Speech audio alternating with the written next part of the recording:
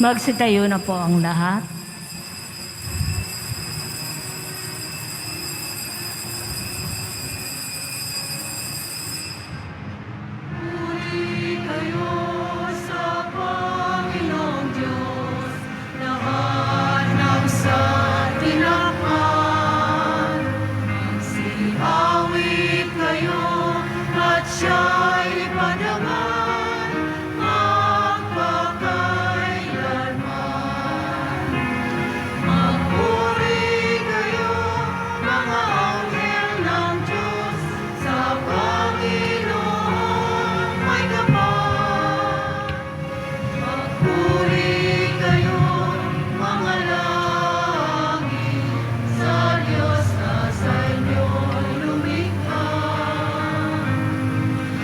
Puri kayo sa Panginoong Diyos, lahat ng sangtinakpan.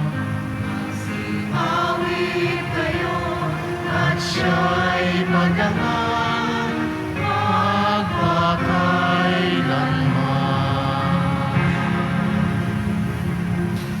Sa ngalan ng Ama, ng Anak at ng Espiritu Santo. Amen. Sumainyo ang Panginoon.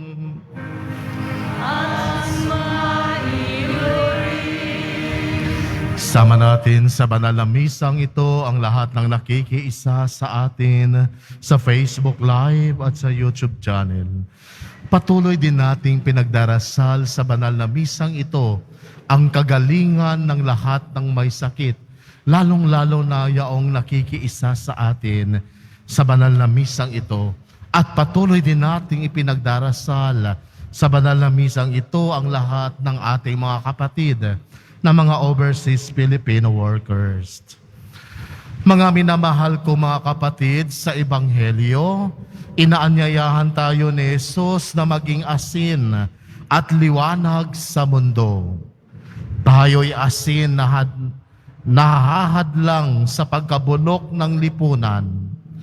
Tayo ang magbibigay ng lasa sa buhay dulot ng ating pananalig sa Diyos.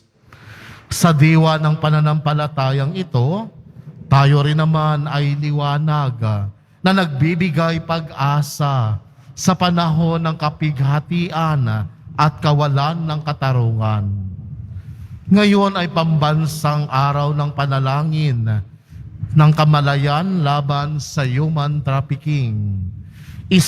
Isama natin ang ating mga kapatid na biktima ng pang-aliping ito.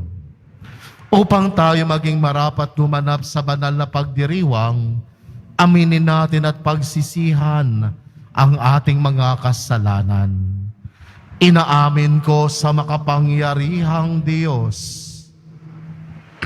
At sa inyo mga kapatid, na lubha ako nagkasala sa isip, sa salita at sa gawa, at sa aking pagkukulang. Kaya isinasamo ko sa mahal na Birheng Maria, sa lahat ng mga anghel at mga banal, at sa inyo mga kapatid, na ako'y ipanalangin sa Panginoong ating Diyos. Kawan tayo ng makapangyarihang Diyos. Patawarin tayo sa ating mga kasalanan at patnubayan tayo sa buhay na walang hanggan. Amen. Panginoon, kaawaan mo kami. Panginoon, kaawaan mo kami. Kristo, kaawaan mo kami. Kristo, kaawaan mo kami. Panginoon, kaawaan mo kami. Panginoon, kaawaan mo kami. Papuri sa Diyos. Papuri sa Diyos. Papuri sa Diyos sa kaitaasan.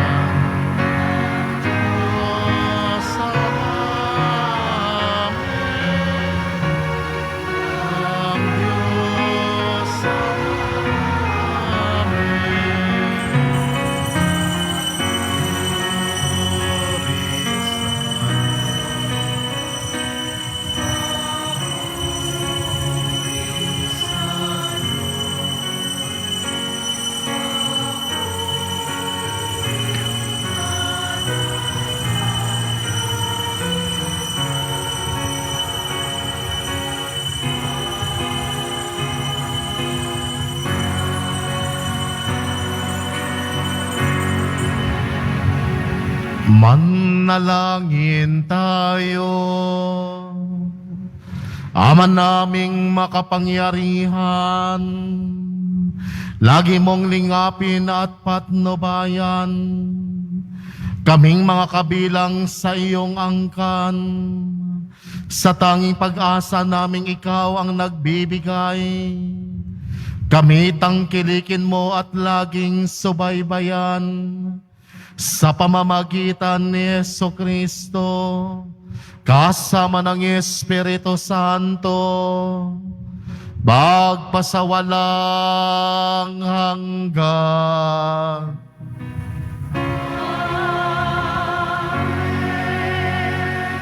Pagsiupo muna po ang lahat. Pagbasa mula sa aklat ni Propeta Isaías. Ito ang ipinasasabi ng Panginoon. Ang mga nagugutom ay inyong pakainin. Patuloyin sa inyong tahanan ang walang tirahan. Yaong mga tao na halos hubad na ay inyong parabtan. Ang inyong pagtulong sa mga kasama ay huwag tatalikdan. At kung magkagayon, matutulad kayo sa bukang liwayway. Hindi maglalaot, gagaling ang inyong sugat sa katawan. Ako'y laging sumasayo. Ililigtas kayo at iingatan kahit saang lugar. Sa araw na iyon, di rin ginapoon ang dalangin ninyo. Pag kayo'y tumawag, ako'y tutugon agad. Kung titigilan ninyo ang pang-alipin at pagsuway sa akin, at ang masamang salita'y iwasan. Kung ang nagugutom ay pakakainin ninyo at tutulungan, ang kadilimang bumabalot sa inyo ay magiging tila liwanag sa katanghalian. Ang salita ng Diyos. Salamat sa Diyos. Sa dilim ay may liwanag sa tao na nahahabag. Sa dilim ay may liwanag sa tao na nahahabag. Ang taong matuwid may bait at habag, kahit sa madilim, taglay ay liwanag. Ang magpapautang nagiging mapalad, kung sa hanap buhay, siya'y laging tapat. Sa dilim ay may liwanag na tao nahahabag. Hindi mabibigo ang taong matuwid, di malilimutan kahit isang saglit. Anumang balita'y hindi siya takot, matatag ang puso't may tiwala sa Diyos. Sa dilim ay may liwanag sa tao na nahahabag. Wala siyang takot, hindi nangangamba, alam na babagsak ang kaaway niya. Mabait na lubha, lalo na sa mahirap, ang pagiging matuwid ay di nagwawakas, buong karangalan siyang itataas.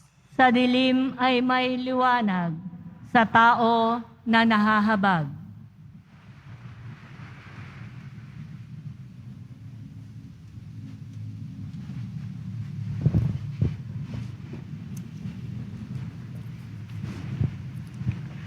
Pagbasa mula sa unang sulat ni Apostol San Pablo sa mga taga-Korinto.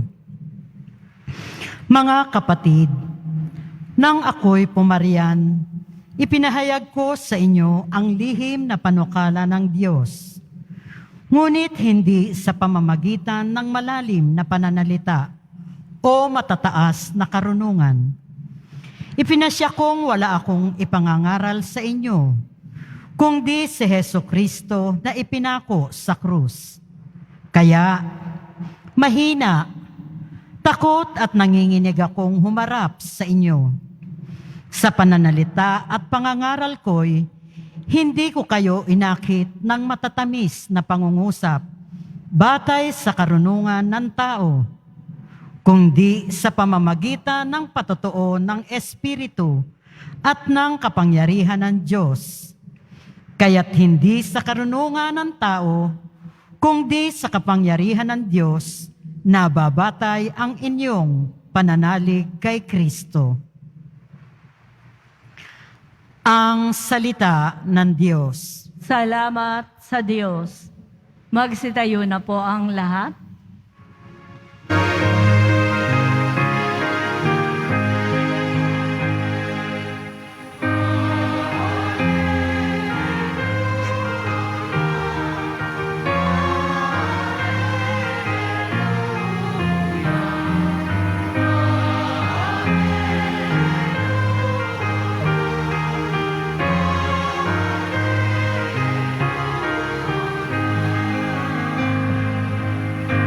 Sinabi ni Jesucristo, ako ay ilaw ng mundo at buhay ng alagad ko.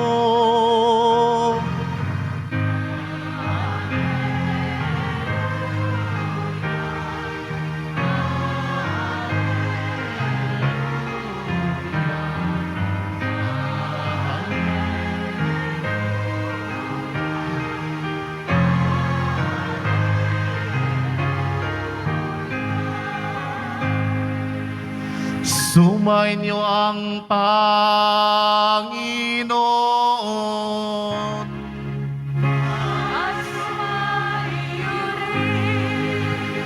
Ang mabuting balita ng Panginoon ayon kay San Mateo.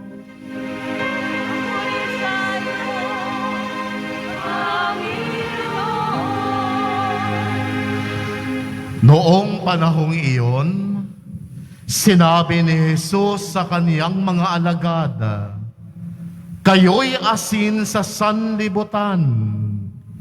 Kung mawalan ng alat ang asin, paano pang mapapanauli ang alat nito?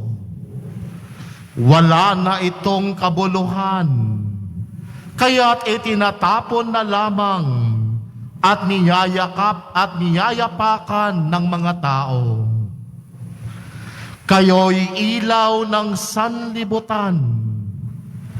Hindi maitatago ang isang lungsod na nakatayo sa ibabaw ng burol. Walang nagsisindi ng ilaw at naglalagay nito sa ilalim ng takalan. Sa halip, ay inilalagay ito sa talagang patungan upang matanglawan ang lahat ng nasa bahay. Gayon din naman, dapat ninyong paliwanagin ang inyong ilaw sa harapan ng mga tao upang makita nila ang inyong mabubuting gawa at papurihan ang inyong amang nasa langit.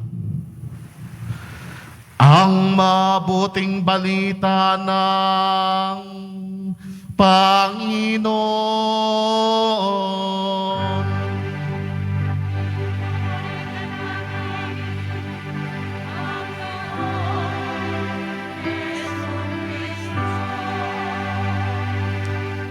Magsiupo muna po tayong lahat.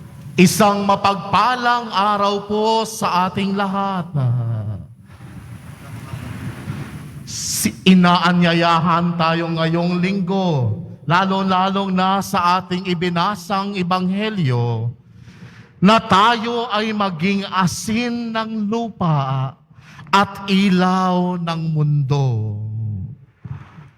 Makukuha na tayo ng mas malalim na pagtingin kung ano ang ibig niyang sabihin, lalong-lalo na sa paparating na mga karaniwang panahon. Kaya nga simula sa Lunes, ang mga pagbasa natin ngayon ay kukunin mula sa aklat ng Henesis, kung saan isinasalaysay ang kwento kung paano nilikha ng Diyos ang mundo. Kabilang na dito ang paglikha ng unang lalaki at babae.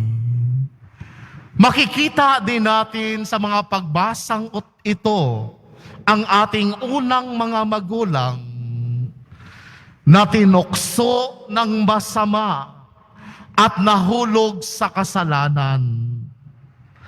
Kaya't nagdudulot ito ng malaking pagkasira sa pagitan ng sangkatauhan at ng Diyos. Alam ko, pamilyar na sa atin ang kwentong ito na tayo ay nilikha ng Diyos na lubos na mabuti. Ngunit pinili ng ating unang magulang na hindi mamuhay ayon sa paraan na nais ipakita sa kanila ng Diyos. Mas pinili ng ating unang magulang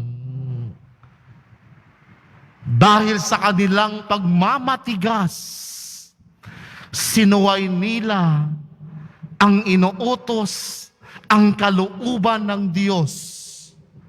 Kaya ang naging resulta nito ay ang ating kapahamakan. Ganon din sa atin kung minsan may itinuturo sa atin ang ating magulang. Pero dahil matigas ang ulo natin, mas sinusunod natin ang layaw natin kaysa sundin ang sinasabi ng ating magulang. Kaya ang nangyayari, mayroong kapahamakan, may hindi naging magandang bunga ang ating padalos-dalos na paggawa ng desisyon sa buhay. Ang nakikita natin sa ating mundo ngayon ay nagpapatuloy lamang ng parihong kwento. Gaya ng ating unang magulang na sina Eva at Adan, tayo rin ay natutukso na gamitin sa maling paraan ang ating mga kalayaan. Sa pamamagitan ng ating pagpili na hindi mamuhay ayon sa paraan na itinakda ng Diyos sa atin. At sa katunayan, dahil sa ating hindi pagsunod, lahat tayo ay nagkakasala. Kaya ang resulta nito sa atin, ang resulta ng ating pagkakasala ay kadiliman at katiwalian na makikita natin sa mundo. Sa makatuwid, kapag tayo ay tinawag ni Jesus na maging liwanag ng mundo, ang ibig sabihin ni Jesus na dapat tayo ay maging saksi ng mabuting balita. At ano itong mabuting balita? Ang dakilang pag-ibig ng Diyos sa sanlibutan. Ang taong nagmamahal ay hindi naghahangad ng kasamaan ng kanyang kapwa. Kung ang iyong asawa ay tunay na nagmamahal sa iyo, mas piliin ng kanyang asawa na talikdan ang temptasyon sa buhay upang ikaw ay hindi masaktan. Dahil ang ninanais ng taong nagmamahal ay ang kaligayahan ng kaniyang minamahal. Hindi pagkasira ng kaniyang minamahal. Kaya ito yung paanyaya sa atin ngayong linggo.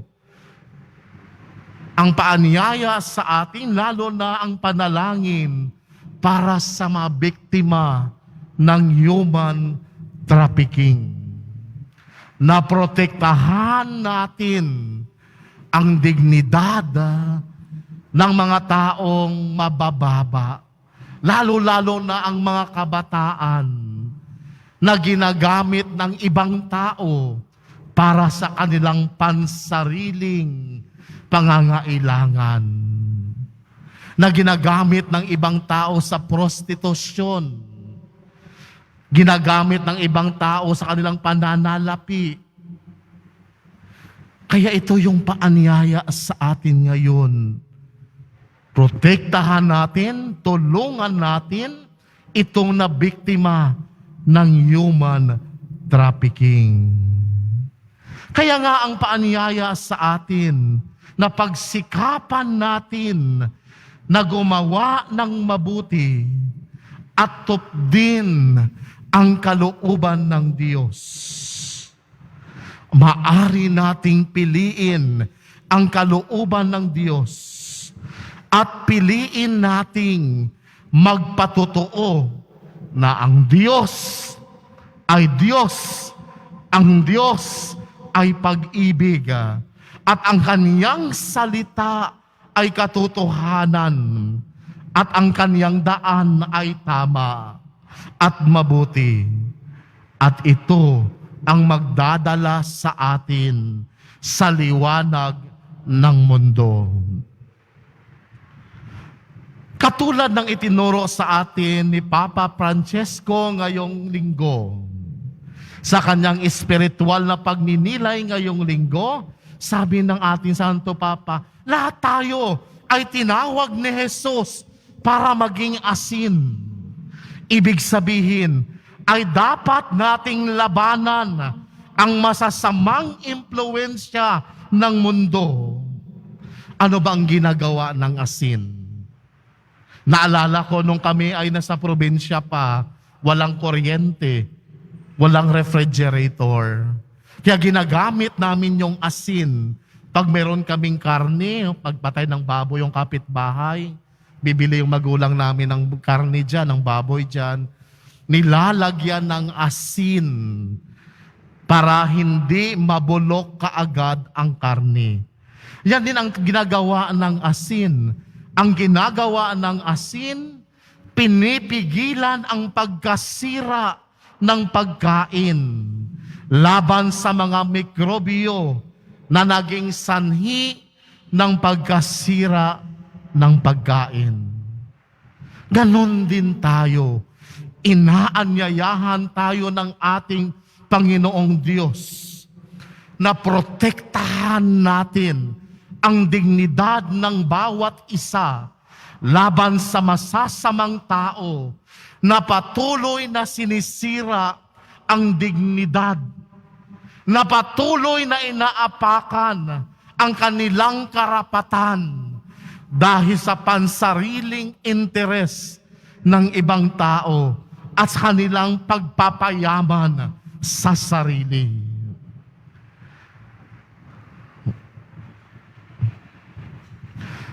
Kaya tayong lahat bilang alagad at tagasunod ng ating Panginoong Hesus, inaanyayahan tayong maging asin na lumikha ng kapaligiran na kung saan ang katotohanan, ang pagmamahal, ang pagpakumbaba, ang pagsasakripisyo, at pagmamalasakit sa iba ay dapat magtagumpay at magwagi. At hindi ang pagkamakasarili, at hindi ang pagmamataas, hindi ang pagmamataas. Dapat ang pagmakasarili, pagmamataas ay walang puwang sa mundong ito. Kaya nga sa unang pagbasa at sa ating salmo ngayon, ang mga alagad ni Jesus ay dapat sumunod sa pangaral ni Jesus, maging liwanag at maging asin sa mundo sa pamamagitan. Una sa lahat, dapat tayo ay magmalasakit sa ikabubuti ng iba, lalong-lalo na sa mga pinakaaba sa paningin ng mundo. Ang tagasunod ni Jesus ay dapat makibahagi, marunong magbahagi ng tinapay, lalong-lalo na sa nagugutom. Marunong magpatuloy, lalong-lalo na sa walang matitirahan. Marunong tumulong doon sa mga taong inaapi. Nagbibihis, marunong bumihis doon sa mga taong hubad. At higit sa lahat, huwag tumalikod sa mga taong nangangailangan. Ang ating Nuestro Padre Jesus Nazareno, siya ay mabait, maawain at makatarungan. Nagbibigay siya, lalong-lalo na sa mahihirap. Nagpapatawad siya, lalong-lalo na sa mga ngailangan ng pagpapatawad. Siya ay gumagawa at ginagawa niya ng may katarungan. Kaya kung nais nating mamuhay sa liwanag, tupdin natin, sundin natin, ituwid natin ang ating madilim na pamumuhay at ang ating madilim na karaan. Kaya kung gusto natin makita ang daan ng liwanag, dapat tayong bumaling kay Jesus. At mula sa gospel acclamation natin, pinapalalahanan tayo ni Jesus na ako ang ilaw ng sanlibutan. Ang sinumang sumusunod sa akin ay magkakaroon ng liwanag sa buhay. Amen. Tumayo pa ang lahat, sumasampalataya ako Sa Diyos amang makapangyarihan sa lahat, na may gawa ng langit at lupa, sumasampalataya ako kay Jesucristo, iisang anak ng Diyos, Panginoon nating lahat. Nagkatawang tao siya, lalang ng Espiritu Santo, ipinanganak ni Santa Mariang Birhen, pinagpakasakit ni Poncio Pilato, ipinako sa krus, namatay, inilibing, nanaog sa kinaroroonan ng mga yumao, nang may 3 araw na buhay na mag-uli, umakyat sa langit, naluluklok sa kanan ng Diyos, amang makapangyarihan sa lahat. Doon magmumulang paririto at uhukom sa nangabubuhay at nangamatay na tao. Sumasampalataya naman ako sa Diyos Espiritu Santo, sa banal na simbahang Katolika, sa kasamahan ng mga banal, sa kapatawaran ng mga kasalanan, sa pagkabuhay na muli ng nangamatay na tao, at sa buhay na walang hanggan. Amen. Minamahal ko mga kapatid, ngayong tinatawag tayo ng Panginoon upang maging asin at liwanag ng mundo, hingin natin ang biyaya sa Diyos tungo sa pagtatag ng kanyang paghahari. Ang ating itutugon, Ama, ikaw ang liwanag ng aming buhay. Ama, ikaw ang liwanag ng aming buhay. Para sa simbahan, maging liwanag nawa sina Papa Francisco, mga obispo, mga pari, mga diakono, at mga laiko, habang kanilang sinasalamin ang iyong liwanag sa kanilang pagpapasya at paglilingkod sa isa't isa. Dumalangin tayo. Ama, ikaw ang liwanag ng aming buhay. Para sa lahat ng mga lingkod bayan, magsilbing liwanag nawa ang kanilang paglilingkod sa bayan para sa lahat ng mga mamamayan, kami dumadalangin. Ama, ikaw ang liwanag ng aming buhay. Para sa aming mga kapatid na biktima ng human trafficking, tulungan mo kaming gumawa ng mga konkretong hakbang upang labanan ang sistema at mga gawaing sanhi upang maipangyari itong pang-aalipin sa kapwa-tao. Kami dumadalangin. Ama, ikaw ang liwanag ng aming buhay. Para sa aming mga yumaong mahal sa buhay, salubungin mo muli silang umaasang humimlay sa iyong walang hanggang liwanag. Kami dumadalangin. Ama, ikaw ang liwanag ng aming buhay. Sa ilang sandali ng katahimikan, ating ipanalangin ang iba pang mga pangangailangan ng ating pamayanan, pati na rin ang ating pansariling mga kahilingan.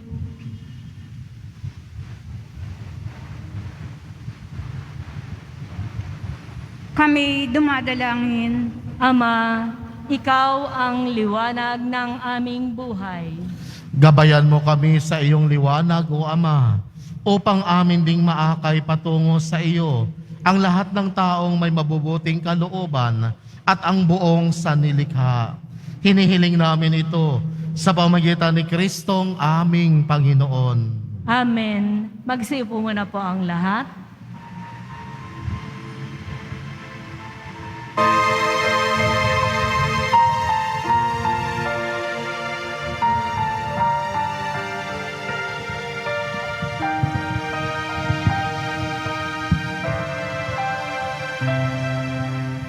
Kapuri-puri ka Diyos sa iyong liganas sa lugar. Sa ikagandahan ng galing ng aming niyalan mula sa lugar ng Panginoon.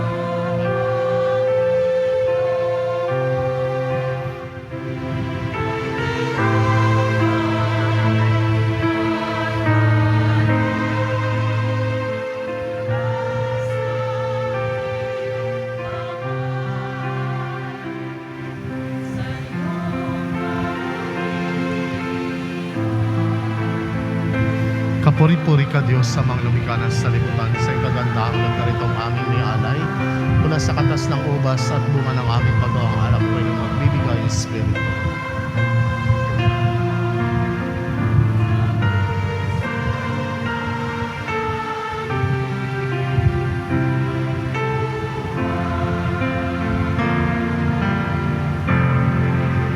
Magsitayo na po ang lahat. Manalangin kay mga kapatid upang paghahain natin ay kalugdana ng Diyos amang makapangyarihan. Tanggapin nawa ng Panginoon itong paghahain sa iyong mga kamay, sa kapurihan niya at karangalan sa ating kapakinabangan at sa buong sambayanan niyang banal. Ama naming lumikha, ang pagkait inuming narito ay iyong ginawa upang mapalakas kaming mga mahihina. Ipagkaloob mong ito ay aming mapagsaluhan bilang pakikinabang sa buhay mong pangmagpakailanman sa pamamagitan ni Jesucristo kasama ng Espiritu Santo magpasawalang hanggan.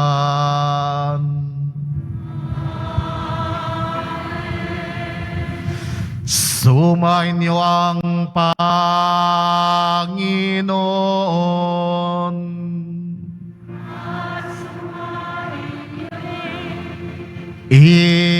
Itaas sa Diyos ang iyong puso at diwa.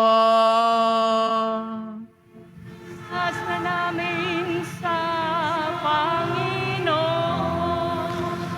Pasalamatan natin ang Panginoong ating Diyos.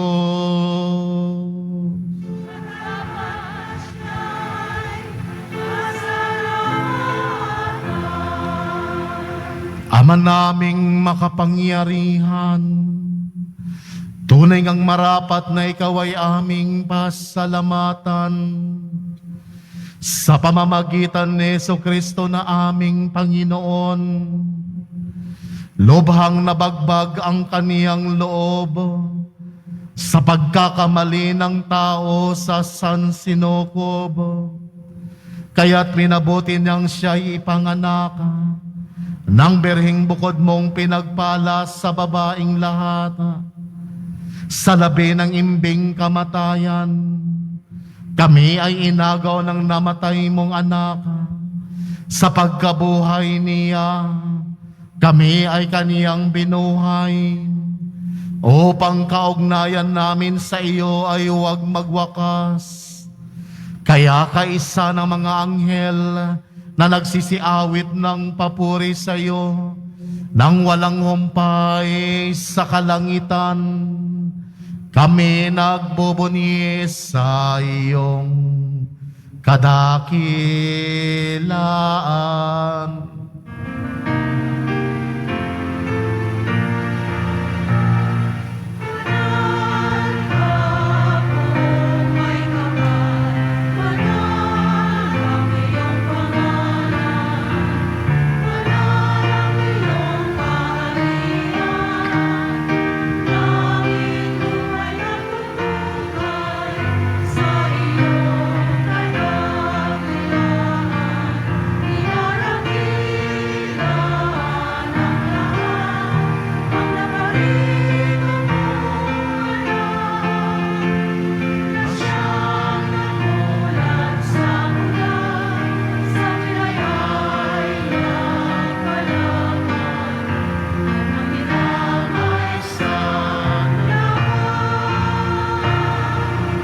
Magsilod po ang lahat. Ama naming banal, ikaw ang bukal ng tanang kabanalan. Kaya't sa pamamagitan ng iyong Espiritu, gawin mong banal ang kaloob na ito upang para sa amin maging katawan at dugo ng aming Panginoong Jesucristo. Bago pa niya pinagtiis ang kusang loob na maging handog, hinawakan niya ang tinapay. Pinasalamatan kaniya. Pinaghati-hati niya iyon. Inabot sa kaniyang mga alagad at sinabi, tanggapin niyong lahat ito at kanin. Ito ang aking katawan na ihahandog para sa inyo.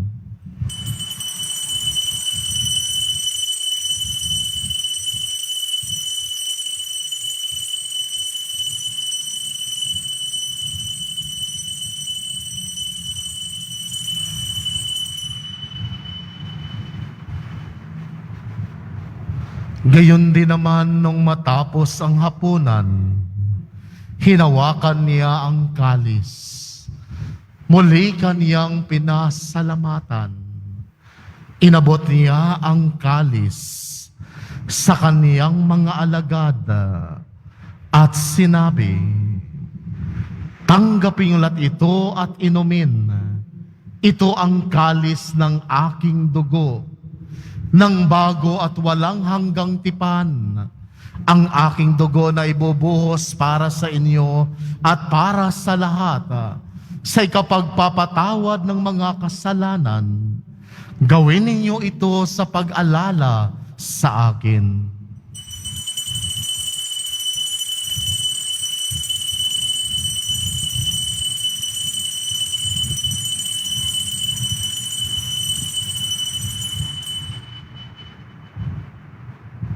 Magsitayo na po ang lahat. Ipagbunyi natin ang misteryo ng pananampalataya. Si Kristo'y namatay, si Kristo'y nabuhay, si Kristo'y babalik sa wakas ng panahon.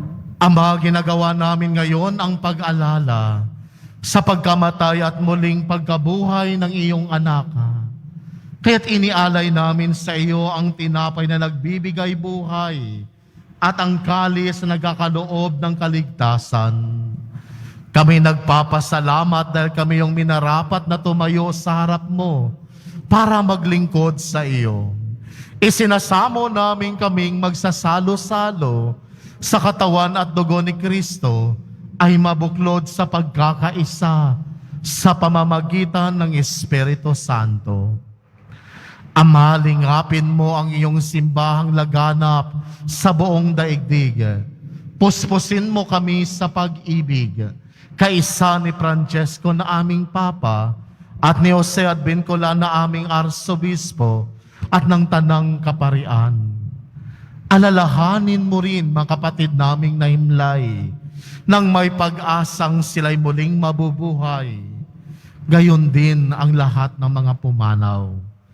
Kaawaan mo at patuloyin sa iyong kaliwanagan. At pagindapatin kaming lahat na makasalo sa iyong buhay na walang wakas. Kaisa ng mahal na Birheng Maria na ina ng Diyos, ng kabiyak niyang puso niyang si San Jose, kaisa ng mga apostol ni San Juan Bautista at ng lahat ng mga banal na namuhay dito sa daigdig ng kalugod-lugod sa iyo. May pagdiwang nawa namin ng pagpupuri sa ikararangal mo sa pamamagitan na iyong anak na aming Panginoong Yesukristo. Sa pamamagitan ni Kristo, kasama niya't sa Kanya, ang lahat ng parangal at papuri ay sa iyo, Diyos amang makapangyarihan, kasama ng Espiritu Santo, magpasawalang hanggan.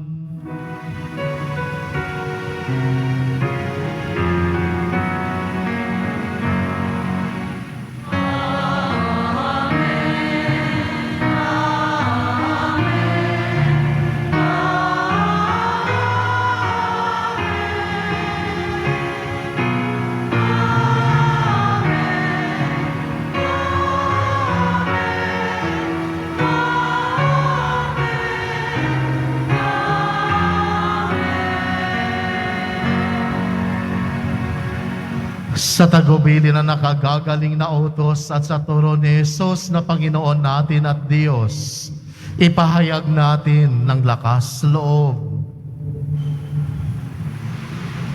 Ama namin, sumasalangit ka.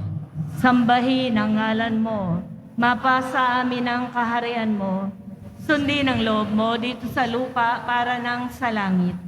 Bigyan mo kami ngayon ng aming kakanin sa araw-araw, at patawarin mo kami sa aming mga sala, para nang pagpapatawad namin sa nagkakasala sa amin. At huwag mo kaming ipahintulot sa tukso, at iadya mo kami sa lahat ng masama. Hinihiling namin kami adya sa lahat ng masama, pagkalooban ng kapayapaan araw-araw. Iligtas sa kasalanan at ilayo sa lahat ng kapahamakan, samantalang aming pinananabikan ang dakilang araw na pagpapahayag ng tagapagligtas naming si Jesucristo. Sapagkat iyo ang kaharian, at ang kapangyarihan, at ang kapurihan magpakailanman. Amen. Panginoong Jesucristo, sinabi mo sa iyong mga apostol, kapayapaan ang iniiwan ko sa inyo. Ang aking kapayapaan ang ibinibigay ko sa inyo. Tunghayan mo ang aming pananampalataya at huwag ang aming pagkakasala. Pagkalooban mo kami ng kapayapaan at pagkakaisa ayon sa iyong kalooban, kasama ng Espiritu Santo, magpasawalang hanggan. Amen. Ang kapayapaan ng Panginoon ay laging sumainyo. At sumaiyo rin. Magbigayan kayo ng kapayapaan sa isa't isa. Peace be with you.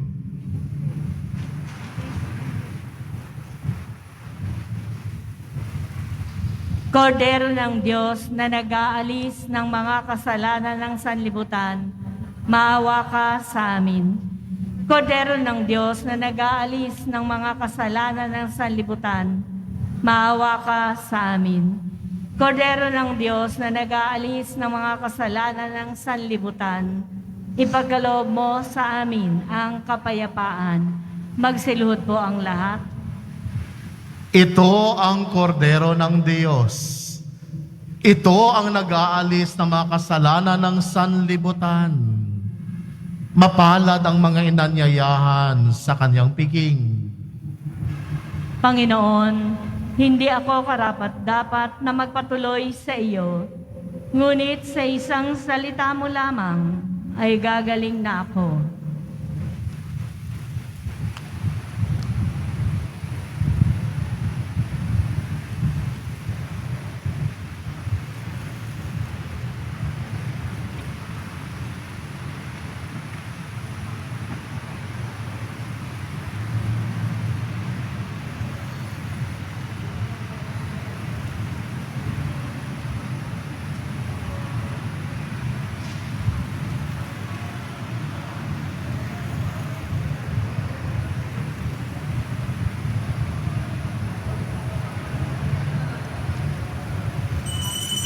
Katawan ni Kristo, Amen. Para po sa lahat ng tatanggap ng banal na komunyon, ang tamang paraan po ng pagtanggap ay kaliwang kamay sa ibabaw po ng kanang kamay. At sasagot po tayo ng amen pagkasabi po ng pari o ng lay ministers ng katawan ni Kristo. At isubo po sa bibig bago po umalis sa harapan ng pari o lay ministers. Sumunod po tayo at maraming salamat po.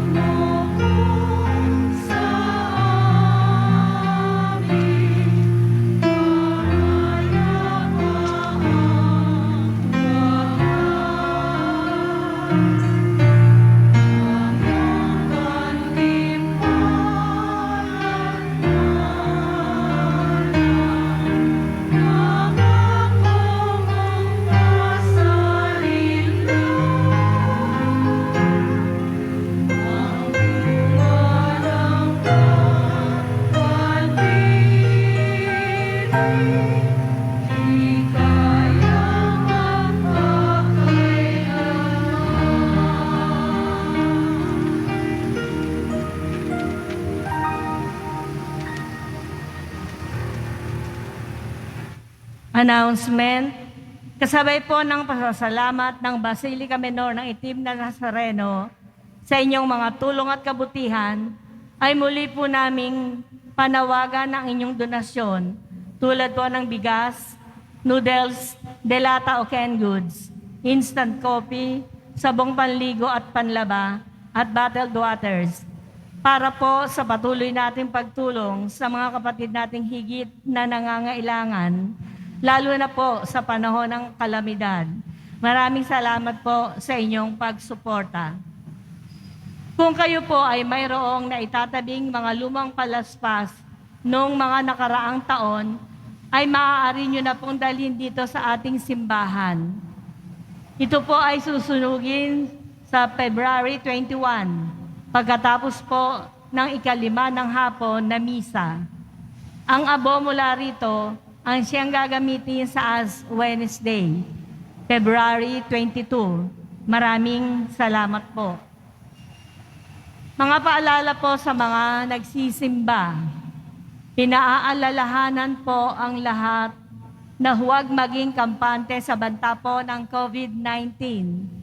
Bagkus, dapat nating ipagpatuloy ang tamang pagsunod sa minimum public health standards sa ilalim po ng Alert Level 1. At sa oras po na makaramdam ng sintomas, agad po na mag-isolate para po sa dagdag na proteksyon laban sa banta ng COVID-19. At agad-agaran na po tayong magpabakuna at booster. Maraming salamat po sa inyong pagdalaw at pagsisimba sa Basilica Menor ng Itim na Nazareno. Magsitayo na po ang lahat. Manalangin tayo. Ama naming mapagmahal, sapagkat inuming pagkakaisang ibinigay, kami niloob mong mapakinabang, kaisa ni Kristo kami naway makapamuhay, upang makapamunga ng may kagalakan, para sa kapakanan ng aming kapwa-tao sa sanlibutan, sa pamamagitan niya, kasama ng Espiritu Santo, magpasawalang hanggan.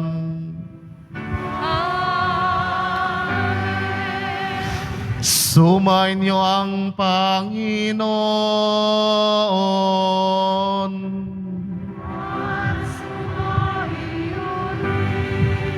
Mahal na pong Isus Nazareno, inihayag mo sa pamamagitan ng krus ang walang maliw na pag-ibig ng Diyos sa sangkatauhan. Pakinggan mo ang kahilingan ng iyong angkan na nagsusumamo sa iyo. Makamtanawa nilang iyong katugunan at tanggapin ang kasagutan na may utang na loob na tinatanaw.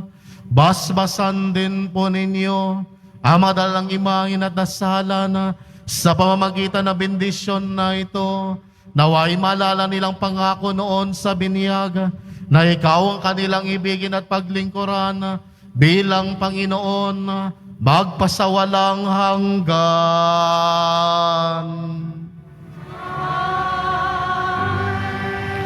At pagpalain kayo ng makapangyarihang Diyos, ang Ama, ang Anak, at ang Espiritu Santo.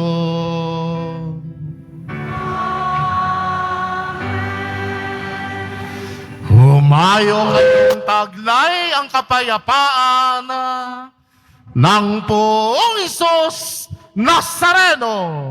Salamat sa Diyos!